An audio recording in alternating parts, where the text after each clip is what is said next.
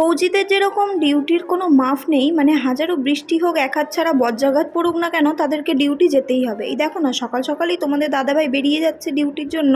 তো রবিবার, তবুও কি বলো তো, ফৌজিদের যে রবিবার সোমবারের কোনো ব্যাপার নেই, সেই যখন ছুটি নেবে তখনই যা একমাত্র ছুটি পাওয়া যায়। আর ঠিক সেরকমই পেটে বাচ্চা নিয়েই বলো আর কোলে বাচ্চা নিয়েই বলো না কেন, ফৌজির বউদেরও কিন্তু ঘরের দিকটা পুরোটাই সামলাতে হয়, যেমন ক্যান্টিনে যাওয়া থেকে শুরু করে এমনকি তো কিছু কিছু ফৌজির বউকে বাজার দোকানটাও করতে হবে। হ্যাঁ, আমাকে কোনোদিন বাজার দোকানটা করতে হয়নি, কিন্তু ওই যে ক্যান্টিনে মাসের শুরুর দিকে কি কি দরকার না দরকার সংসারে, সেগুলো সবটাই বয়ে বয়ে নিয়ে আসতে যেতে হয় আর কি। কারণ ওই যে ফৌজি বাবুর কখন টাইম হবে না হবে কিছুই তো ঠিকঠাক থাকে না, তার জন্য মানুষ মনে করে পরের কাছে আছে, শুধু খায় দায় আর ঘুমায়। সত্যি ফৌজির বউ হওয়াটা যে কতটা কষ্টের, সেটা সেই মানুষগুলো কখনোই বুঝবে না। এটা মনে করে যে কোয়ার্টারে আছে মানে বরের সঙ্গে শুধু ঘুরে বেড়াচ্ছে, খাচ্ছে দাচ্ছে, 8টার সময় 9টার সময় ঘুম থেকে উঠছে, ব্যাস।